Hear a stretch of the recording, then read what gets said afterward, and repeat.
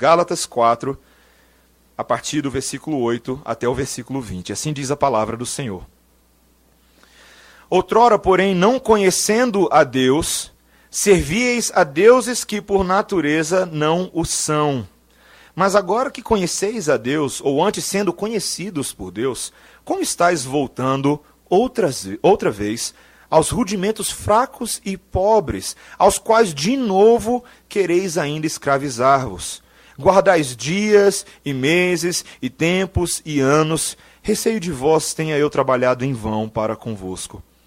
Sede qual eu sou, pois também eu sou como vós. Irmãos, assim vos suplico, em nada me ofendestes. E vós sabeis que vos preguei o Evangelho a primeira vez por causa de uma enfermidade física. E posto que a minha enfermidade na carne foi-vos uma tentação, contudo não me revelastes desprezo nem desgosto. Antes me recebestes como anjo de Deus, como o próprio Cristo Jesus.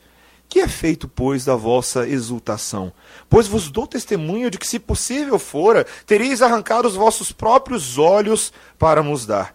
Tornei-me, porventura, vosso inimigo por vos dizer a verdade? Os que vos obsequiam não o fazem sinceramente, mas querem afastar-vos de mim, para que o vosso zelo seja em favor deles. É bom ser sempre zeloso pelo bem, e não apenas quando estou presente convosco, meus filhos, por quem de novo sofro as dores de parto, até ser Cristo formado em vós. Pudera eu estar presente agora convosco e falar-vos em outro tom, porque me vejo perplexo a vosso respeito. Até aqui a palavra do Senhor. Vamos, mais uma vez, buscar a orientação e a sabedoria do Espírito. Senhor, nos dirigimos a Ti na convicção de que essa palavra escrita há 2000 anos atrás é para nós hoje. Não apenas como um exemplo de como devemos viver, mas a Tua palavra é vida e vida em abundância. Pedimos, ó Pai, que nessa hora o Senhor aplique aos nossos corações a Tua verdade, para que o amemos, Senhor, e guardemos os Teus mandamentos. Em nome de Jesus. Amém.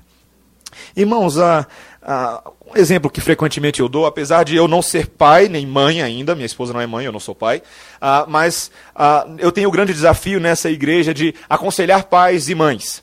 Muitos de vocês vêm até o nosso gabinete e nós conversamos sobre criação de filhos e eu fico um tanto quanto perplexo com os tremendos desafios da criação de filhos. Conversei já com vários de vocês e às vezes vocês vêm descabelados, o que é que eu faço com aquele moleque? Ou o que eu faço com essa menina? Ela não ajuda. Ou o que eu faço com esses dois que só brigam? Ou o que eu faço com ele porque ele não quer fazer os deveres de casa? E por aí vai. São inúmeras as reclamações e a lista de itens que a gente tem que lidar, muitas vezes semanalmente. E todas as vezes que eu penso sobre a criação de filhos, uma das parábolas que vem à minha mente é a parábola que o Senhor Jesus Cristo compartilha em Lucas 15 sobre o filho pródigo.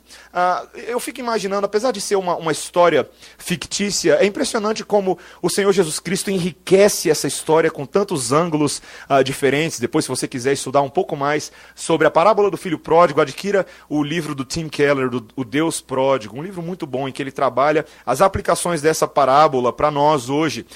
Mas é interessante o ângulo do pai na parábola do filho pródigo. Geralmente a gente fala muito sobre o filho, né? Sobre como esse filho não entendia o amor do pai, como esse filho aplica a lei em busca da sua herança, dá-me a minha parte porque eu vou caçar o meu rumo. Mas você fica pensando um pouco no pai e no desafio que ele tinha de conviver com aquele filho que queria fazer de tudo para sair de casa rapidinho, e o filho não conseguia identificar o amor do pai. Você lembra que o filho aplica a lei, ele fala, eu quero a minha parte da herança, a parte que me cabe, porque eu vou embora. E o pai dá para ele porque aquela era a lei. Não havia nada que o impedisse de levar a sua parte da herança. Mas o pai queria que o filho entendesse mais do que apenas a lei.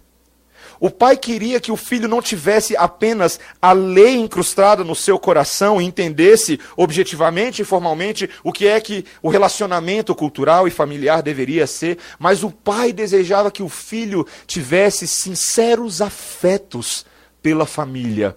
E muitas vezes esse é o desafio de pais hoje em dia. Não é apenas que os seus filhos sejam bons filhos e entrem na linha, e sejam corretos, mas para que os filhos tenham sinceros afetos genuínos afetos pelos seus pais, pelas suas famílias. Quando pensamos não apenas no contexto de pais biológicos, mas também no contexto de igreja, o desejo dos pais espirituais, os pastores, os líderes de igreja, é que seus filhos espirituais, suas ovelhas, tenham sinceros afetos pela verdade de Deus. Não apenas pessoas que legalisticamente apliquem a lei de Deus, mas que entendam a sua identidade de filhos, as suas implicações para a vida cristã. E é isso que Paulo está martelando de novo no texto de Gálatas, hoje. Ele está tentando incutir na cabeça desses Gálatas o que é que Deus espera deles, não apenas como seguidores da lei, mas como filhos amados de Deus. E nós veremos isso hoje, meus irmãos, claramente, que Deus deseja que os filhos de Deus sejam nutridos de sinceros afetos pela verdade, como filhos queridos que nós já somos. E essa verdade é a verdade de Deus para as nossas vidas. Nós veremos isso hoje em 4 pontos, que nós somos nutridos nessa verdade quando nós, e aí vem 4 tipos de nutrição na verdade. A primeira coisa que nós vamos ver é que nós temos que entender que nós passamos da idolatria para o Deus verdadeiro.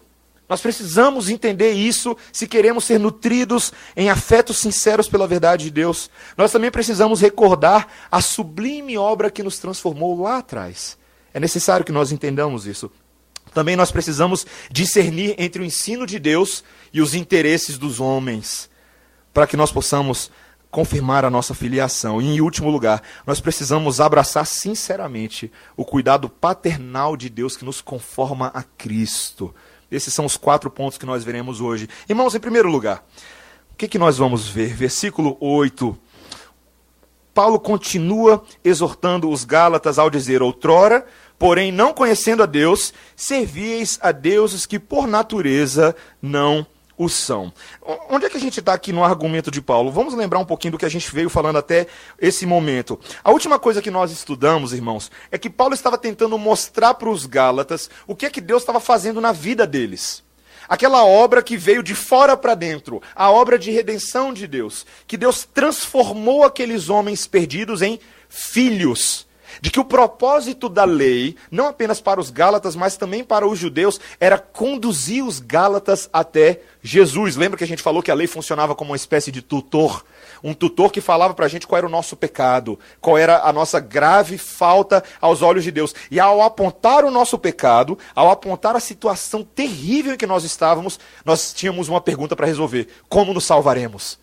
Como poderemos voltar a ter um relacionamento com Deus? E esse é o papel da lei, apontar para Cristo. Cristo é a salvação daqueles que não podem se salvar pela lei. Então a segunda pessoa da Trindade, como nós vimos na semana passada, ela se encarnou, ela tomou forma de homem, ela veio como um bebezinho numa manjedoura para viver nesse mundo e resgatar aqueles que estavam debaixo da maldição da lei. Você lembra? Era esse o problema do homem. E essa obra justificadora de Jesus Cristo, ela nos fez aceitáveis diante de Deus. Agora nós somos aceitos pelo sangue de Jesus diante do tribunal divino. E essa ideia, os Gálatas estavam entendendo bem, mas era mais do que isso. Era muito mais do que apenas ser legalmente declarado inocente agora por causa de Jesus. Eles também haviam sido adotados na família de Deus. Eles se tornaram filhos adotivos de Deus. E agora também eram herdeiros das promessas divinas. Foi isso que nós vimos na semana passada. Então, Paulo está tentando mostrar esse contraste entre a vida antiga que os Gálatas possuíam e agora a vida nova, essa filiação adotiva. Veja, Paulo começa dizendo: olha, vocês outrora, versículo 8, vocês não conheciam a Deus e naquele tempo vocês serviam a deuses que por natureza não o são. Houve um tempo em que os Gálatas eram pagãos. Pagãos sem o conhecimento salvífico de Deus. Eles tinham algum conhecimento da natureza, de que essa natureza havia sido criada por uma entidade divina, mas eles não reconheciam o verdadeiro Deus. Como Paulo fala lá em Romanos 1, 21, que eles transformaram Deus nas coisas, ou as coisas em Deus. As coisas que foram criadas por Deus ganharam status de divindade, e assim os Gálatas passaram a adorar o que o texto nos diz no versículo 9, veja, a última parte do versículo 9, os rudimentos fracos e pobres. Ou seja, a criação, a natureza se tornou objeto de culto para os pagãos. Você sabe muito bem na história como ao longo das culturas, muitas culturas adoravam a natureza, os objetos, o sol, os astros, os pássaros, os lobos e por aí vai. Se você já assistiu qualquer filme sobre a cultura egípcia, pensa numa cultura idólatra. Numa cultura rica em deuses que eram criaturas, que foram transformados em divindade. Mas veja o que Paulo continua falando. Esse era o tempo de ignorância de vocês. Mas algo aconteceu. Hoje vocês estão em Cristo, versículo 9. Mas agora vocês conhecem a quem? A Deus. Ou antes vocês são conhecidos por Deus. Olha que expressão interessante que Paulo usa. O que significa ser conhecido por Deus? Não é apenas que vocês foram até Deus e descobriram Deus. Não. Vocês agora são conhecidos dele. O que significa isso? Deus alcançou vocês. Ou como João Calvino fala no comentário desse versículo, ele fala, Deus os visitou na sua imensa e soberana misericórdia. Deus tinha um plano de alcançar vocês. Vocês que foram conhecidos de Deus desde antes da eternidade, da fundação do mundo, vocês que foram predestinados, agora vocês foram alcançados. Deus veio em Cristo e salvou vocês. Ele derramou o seu perdão, ele providenciou a salvação dos seus pecados pelo sacrifício de Jesus, ele resgatou vocês da maldição, ele adotou vocês na família e assim agora vocês têm uma nova identidade. E essa é a grande pergunta de Paulo. Se isso é verdade, o que vocês estão fazendo da vida de vocês? Olha a pergunta de Paulo no versículo 9. Mas agora que conheceis a Deus, ou antes sendo conhecidos por Deus, como estáis voltando outra vez aos padrões antigos? Perdão, irmãos. Quando ele fala, voltando outra vez aos rudimentos fracos e pobres, aos quais de novo quereis ainda escravizar-vos. Olha o que Paulo está falando para eles. Olha, até onde eu lembro, em Cristo Jesus, vocês são livres. Essa é a realidade atual de vocês. Mas por que vocês querem se escravizar de novo?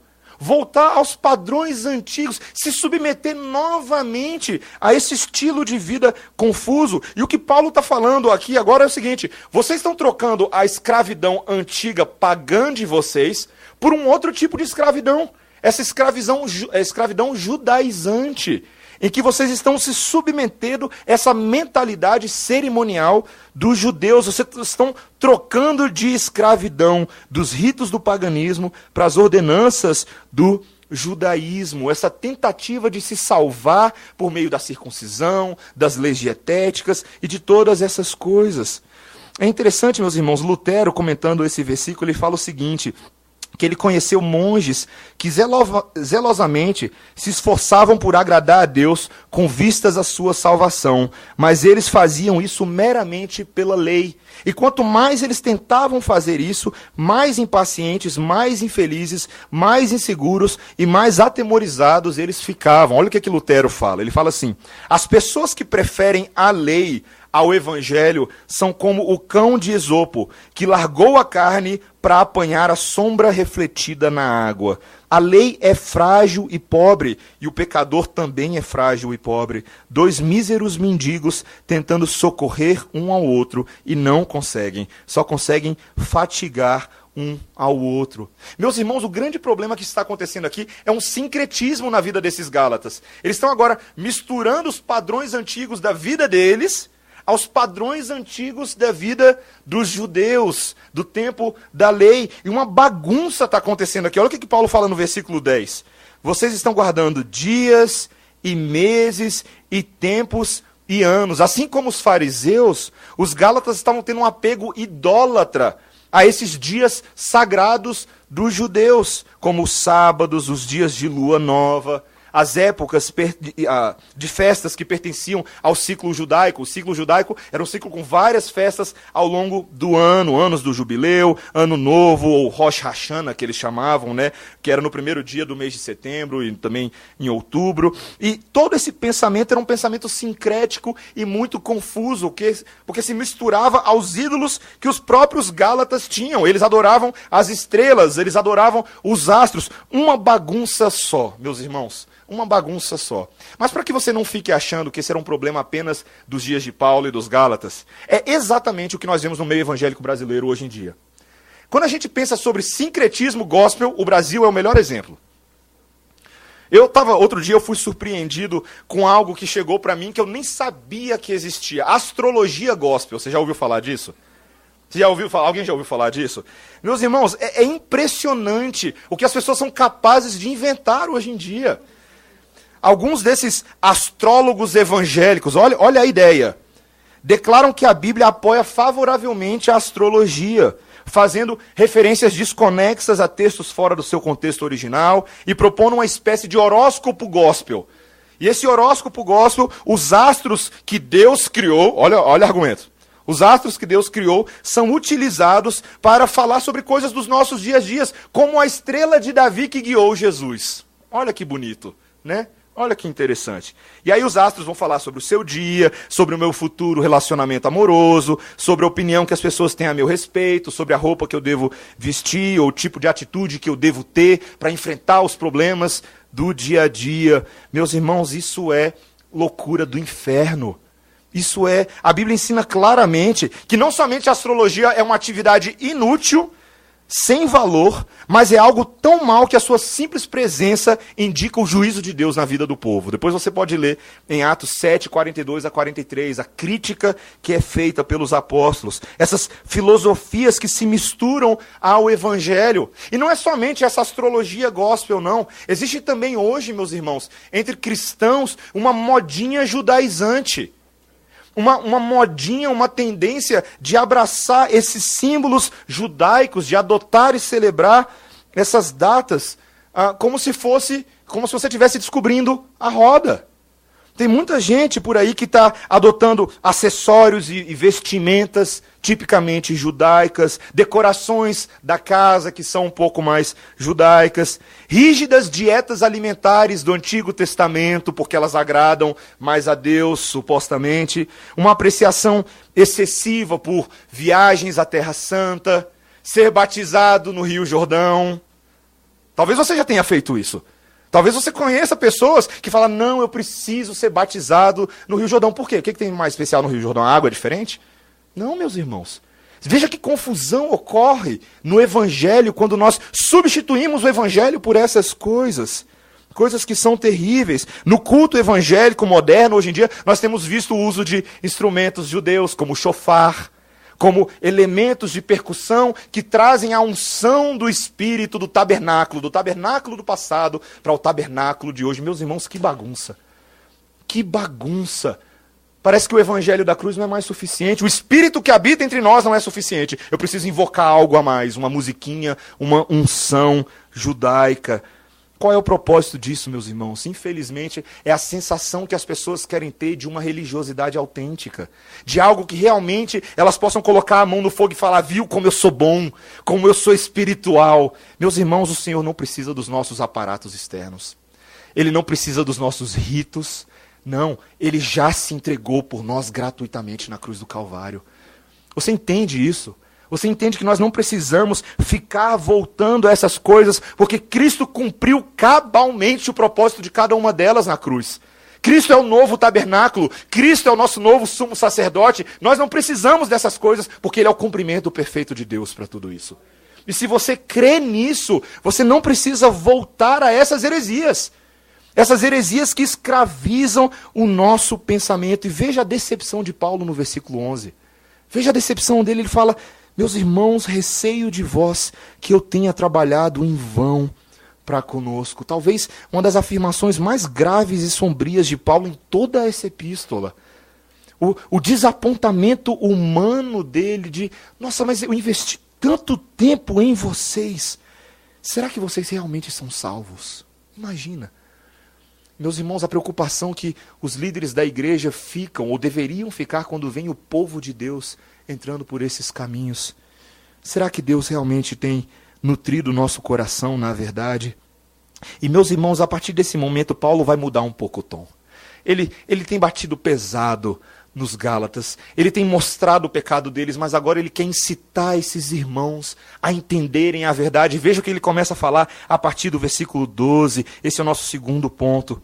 Não apenas nós somos nutridos na verdade quando entendemos que passamos da idolatria para o Deus verdadeiro, mas precisamos recordar a obra sublime de Deus. Olha o versículo 12, olha o que ele diz. Sede qual eu sou, pois também eu sou como vós, irmãos, assim vos suplico. Paulo está falando, meus irmãos, eu sei exatamente a forma de pensar que vocês estão tendo agora, sabe por quê? Porque eu fui assim.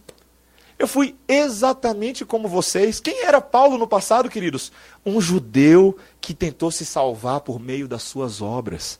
Alguém que tentou conquistar o favor de Deus sendo o melhor judeu que existia. Perseguidor da igreja. Fariseu dos fariseus. Quanto à lei zeloso, quanto à vida exemplar. Mas tudo aquilo era correr atrás do vento. Ele fala em Filipenses 3, versículo 7. Quando ele descobriu a Cristo, quando ele foi alcançado pela ressurreição, tudo aquilo passou a ser como lixo para ele, por causa do sublime conhecimento do seu Senhor Jesus Cristo. Meus irmãos, é isso que Paulo está tentando mostrar para eles. Eu entendo a burrada que vocês estão fazendo, porque eu fiz a mesma coisa. Eu tentei de todos os jeitos conquistar o favor de Deus, mas sejam como eu sou. Sejam como alguém que entendeu o Evangelho. E Paulo agora passa a lembrá-los como foi a experiência deles de conversão.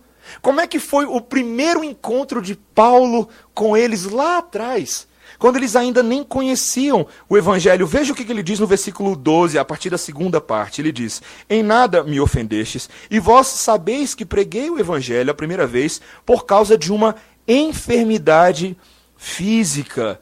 É muito interessante esse texto dessa enfermidade física. Tem gerado algum debate entre os comentaristas de que enfermidade que Paulo estava falando, né? Alguns comentaristas se dividem, alguns achavam que era uma espécie de dor de cabeça e malária. Existem alguns textos no livro de Atos que parecem que Paulo teve esse tipo de enfermidade, e até um comentarista sugere que, pelo fato de Paulo ter sido forçado a deixar as terras mais baixas de Perge para buscar as regiões mais altas de Antioquia, talvez isso fosse bom para o tratamento da dor de cabeça dele.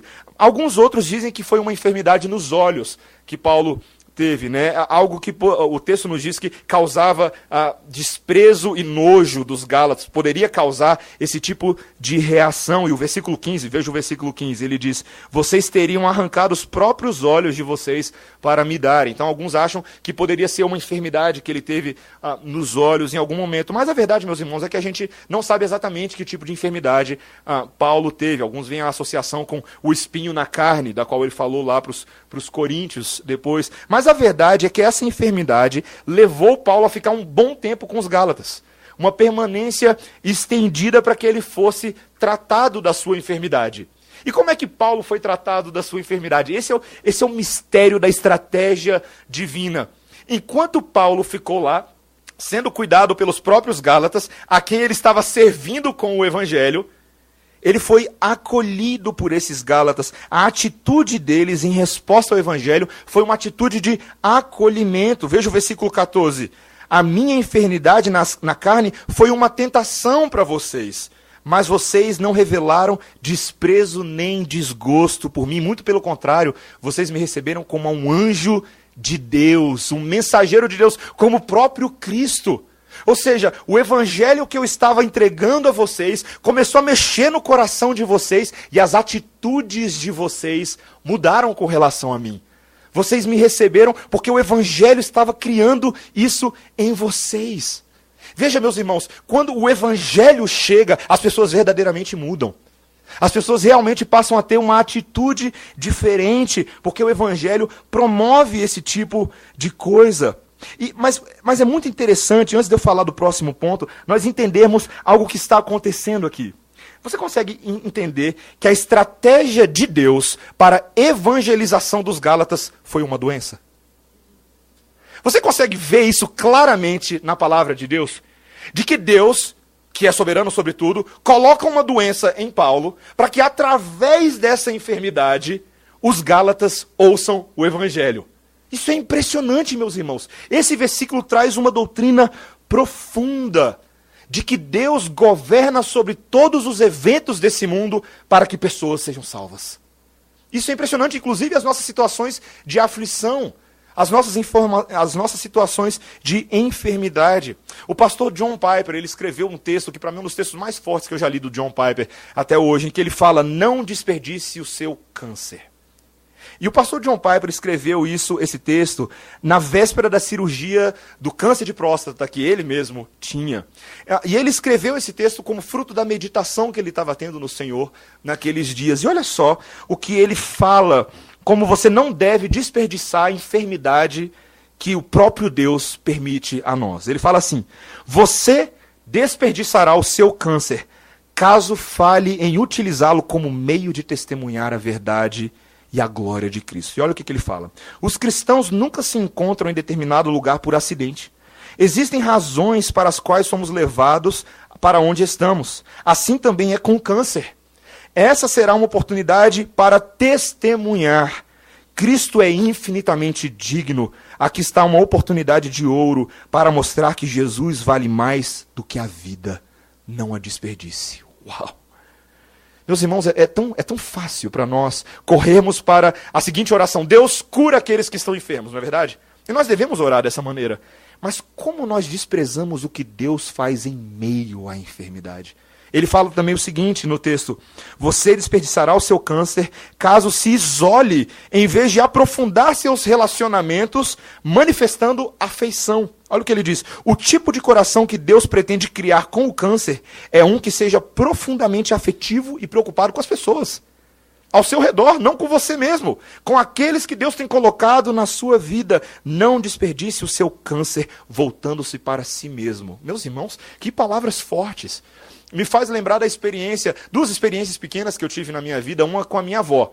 Minha avó que faleceu em 2005. E minha avó faleceu de câncer, estava no hospital no mês de dezembro, e ela utilizava as oportunidades que ela tinha no hospital para falar de Jesus para os enfermeiros, para compartilhar da fé que ela tinha. Ela nunca reclamou no câncer dela, ela sempre viu aquilo como algo que Deus estava permitindo. A outra experiência que eu tive, já compartilhei na sede, foi lá nos Estados Unidos com o meu professor, pastor Elias Medeiros, que pregou na nossa igreja. Em um certo dia, no ano de 2013, recebo uma ligação 10 horas da noite, eu e Débora estávamos em casa assistindo um filme, e a esposa do pastor Elias, com a voz embargada: Mateus, corre lá porque o pastor Elias está num acidente de carro. E a gente sai de casa no meio da noite, pegamos o nosso carro, vamos até o cruzamento, perto da farmácia. Lá estava o carro dele, com a frente completamente destruída, o outro carro também estraçalhado, e ele andando que nem um bobo no meio do povo. Meio zonzo, sem saber o que tinha acontecido. E eu cheguei perto dele: pastor, o que aconteceu? Não, eu estou bem e tudo mais, eu estava com um cinto de segurança.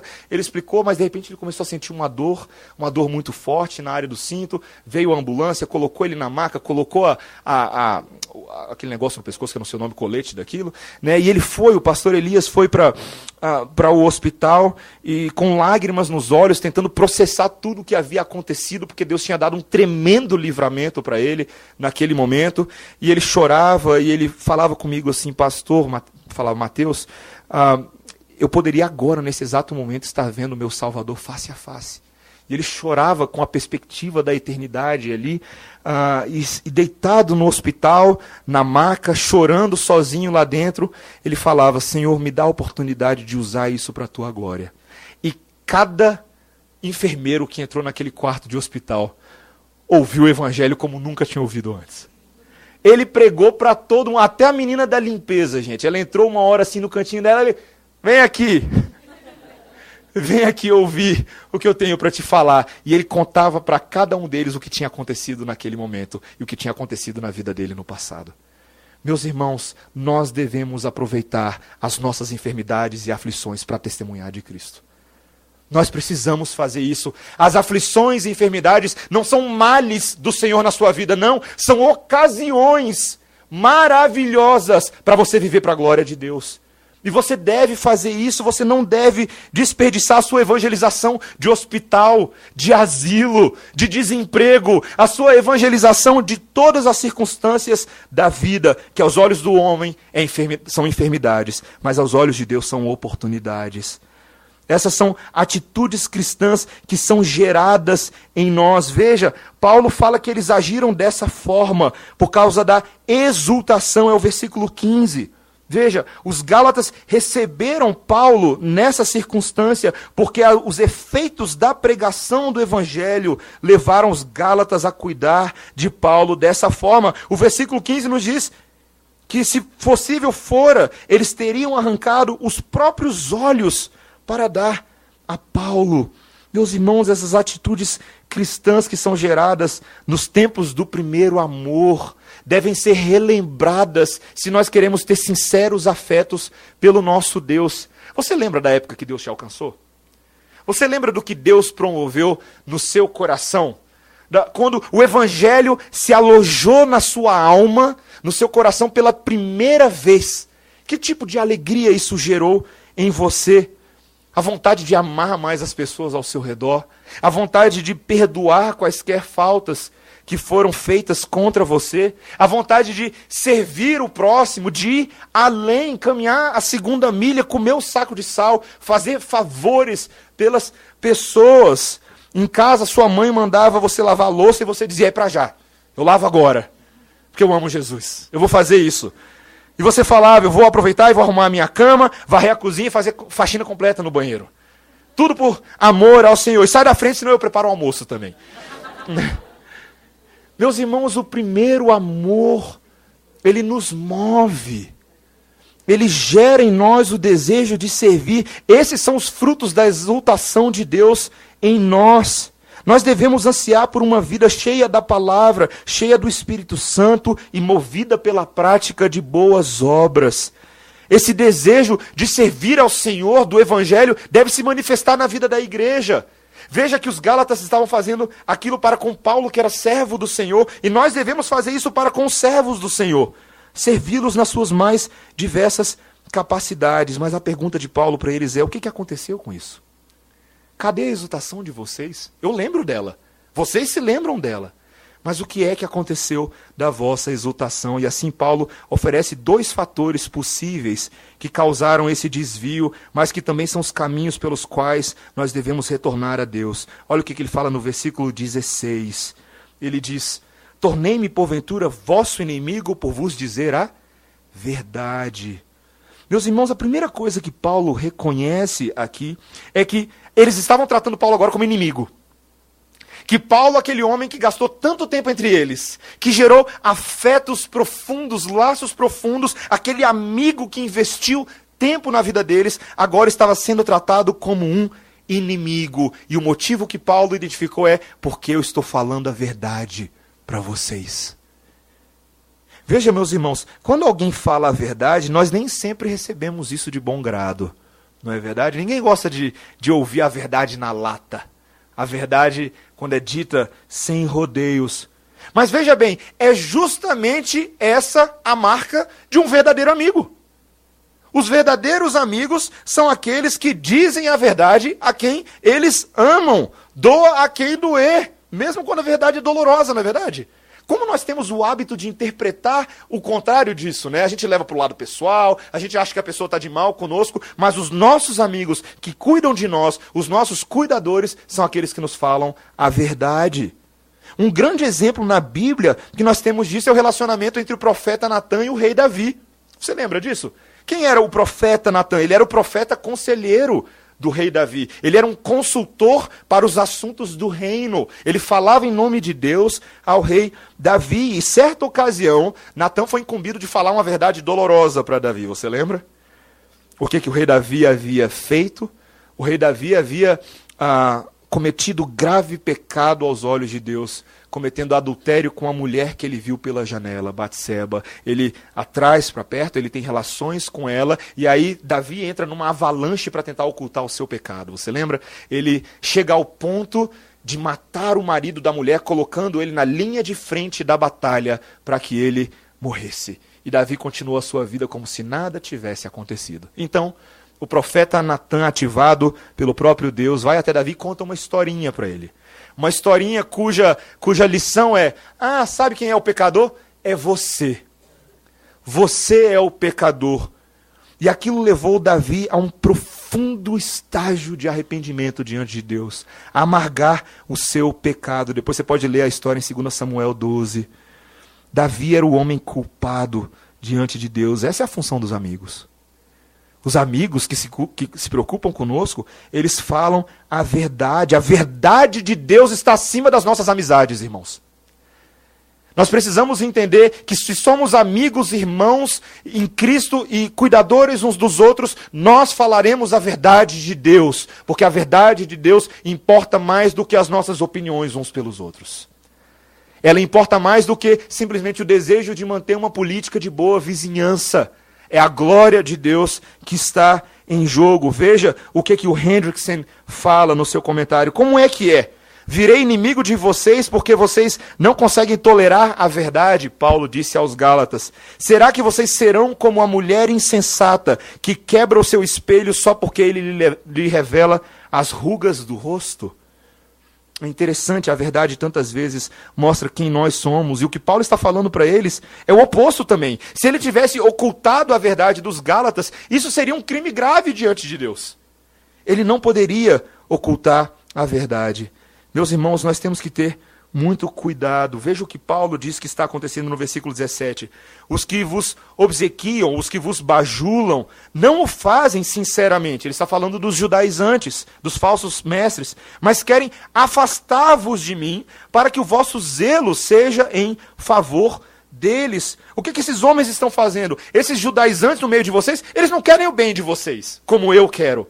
Eles querem manipular os interesses de vocês em favor próprio. Eles não estão zelando pela verdade de Deus. Eles ficam bajulando vocês, Gálatas, porque eles têm interesses escusos e obscuros. Meus irmãos, existem muitas vezes pessoas que são interesseiras ao nosso redor, que falam coisas que nos apetecem aos ouvidos para conquistar a nossa confiança e nos escravizar à lei dos homens. Era isso que os judaizantes estavam fazendo. Mas Paulo tinha uma posição íntegra, ele amava esses Gálatas, ele tinha trabalhado em prol do bem deles, porque eles não eram filhos apenas de Paulo, mas eles eram filhos de Deus. Irmãos, cuidado com pessoas interesseiras, os bajuladores de plantão no seio da igreja. Pessoas que têm interesses que tantas vezes são partidários e dividem pessoas, fofoquinhas políticas para incitar você contra pessoas. Meninas, cuidado com o papinho dos homens. Cuidado com aquele rapaz com cara de crente que vira para você e diz: nossa, como você é uma mulher piedosa. Como você é uma mulher maravilhosa. Eu preciso de uma esposa assim. Observe a vida desse rapaz. Observe se ele não é um lobo vestido de ovelha. Um lobo que não quer levar você para Jesus, ele quer levar você para outro lugar. Para a cama dele ou qualquer outra coisa desse tipo. Veja os frutos de arrependimento, de pureza espiritual, de santidade na vida desse homem.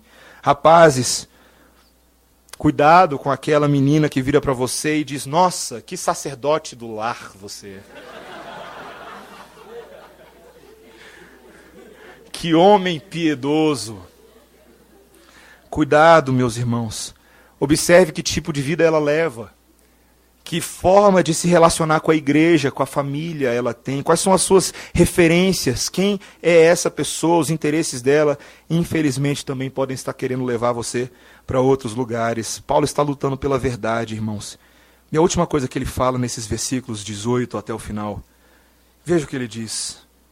É bom ser sempre zeloso pelo bem, e não apenas quando eu estou presente convosco, meus filhos, por quem de novo sofro as dores de parto, até ser Cristo formado em vós. Irmãos, por que Paulo estava se desgastando tanto com os Gálatas? Porque Paulo não era apenas um pai espiritual para eles. Ele era uma mãe para esses Gálatas. Essa imagem, queridos, é fascinante que Paulo decide usar.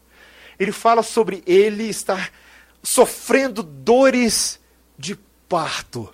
pelos Gálatas. Eu fico pensando como é que vai ser quando chegar a minha vez. Eu não lembro quando eu nasci, mas eu fico esperando para ver quando vai ser a minha vez, quando a Débora estiver naquele quarto de hospital para dar à luz. É uma experiência chocante para muitas pessoas, e transformadora, e radical, um marco na vida. As dores para que uma criança venha a esse mundo, as dores que foram intensificadas por causa do pecado do homem lá no jardim do Éden, que acompanham a experiência de toda mãe que tem que gerar um filho. Veja que é exatamente essa experiência que Paulo está falando com os Gálatas. Meus filhinhos, como vocês estão difíceis de sair do meu ventre. Que dores eu estou sofrendo por conta de vocês. Vocês não são crianças fáceis. Vocês são crianças trabalhosas. Vocês gostam mais do útero do que do lado de fora. Eu tenho insistido com vocês, vez após vez, porque Deus não criou vocês para viverem dentro do útero da lei, mas para viverem na liberdade desse mundo para Cristo Jesus. Esse é o processo que eles estão tendo dificuldade de entender, mas Paulo está falando, é assim que tem que ser mesmo. A obra do Espírito é uma obra muitas vezes difícil, em que o Espírito tem que substituir o velho homem pelo novo homem. E isso muitas vezes é doloroso. O objetivo final desse parto é que Cristo seja formado em nós. E é por isso que Paulo se desgastava. Veja o que ele fala no versículo 20. Pudera eu estar presente agora convosco e falar-vos em outro tom, porque me vejo perplexo a vosso respeito. É uma mãe com muita dificuldade de gerar filhos. Meus irmãos, a nossa tarefa nesse mundo como igreja é muito parecida com a de Paulo. Homens que viveram muito tempo na carne, muitas vezes têm dificuldade de viver para Cristo. Isso acontece no seio da igreja. Isso acontece o tempo inteiro ao nosso redor. Mas esse é o nosso chamado. Paulo está mostrando para a igreja de que Deus havia chamado ele para isso. E ele não iria desistir até que Deus falasse para que ele o fizesse. Paulo tinha uma responsabilidade pastoral e paternal de cuidar dessas ovelhas do Senhor. E isso mostra, meus irmãos, que nós devemos ser encorajados nessa tarefa também. Pastores muitas vezes têm que ser encorajados nessa tarefa. Líderes, presbíteros, diáconos. Existem ovelhas que não querem ajudar muito. Mordem bastante. São difíceis, são complicadas, querem voltar às velhas práticas, aos velhos pecados, não entendem que já são novas criaturas em Cristo Jesus. Mas, meus irmãos, é a paciência apostólica que deve moldar o nosso cuidado. É a paciência do pai do filho pródigo, que ficou aguardando pacientemente pelo seu filho. A história não fala muito dele, né? Fala do filho que foi aproveitar os prazeres da vida, gastou a riqueza com amigos, com mulheres, chegou ao ponto do chiqueiro, mas a história não nos conta muito sobre o pai que ficou aguardando. Mas o que é que acontece quando aquele filho, tocado por Deus, decide voltar? Como é que o pai estava? De braços cruzados? Não. Pacientemente esperando pelo retorno do seu filho. Meus irmãos, essa é a atitude da igreja nesse mundo. A nossa obra não é fácil. A carta de Gálatas não é uma carta fácil. Ela fala desse processo difícil do cuidado do povo de Deus, mas esse é o nosso chamado. Essa é a nossa vocação. É assim que nós devemos viver. O Senhor quer promover isso no nosso meio. Ele quer nos promover um coração paternal e pastoral para cuidar daqueles que nos são trabalhosos. Existem muitos desafios no dia a dia, mas Cristo está sendo formado em nós, irmãos. E esse é o ponto. Quando Cristo é formado em nós, vale a pena todas as coisas. Todo o trabalho, toda a dificuldade.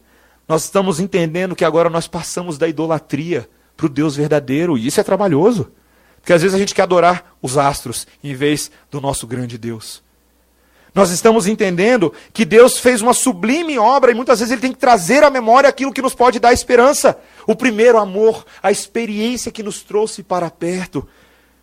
O Senhor quer nos ensinar a discernir o ensino dEle dos interesses manipuladores dos homens. E em último lugar, Ele quer que nós abracemos o seu cuidado paternal, que nos conforma a Cristo. Esse é o grande objetivo, irmãos. Não é fácil, mas é possível. E sabe por que é possível? Porque Ele garantiu para a gente de que o resultado final virá.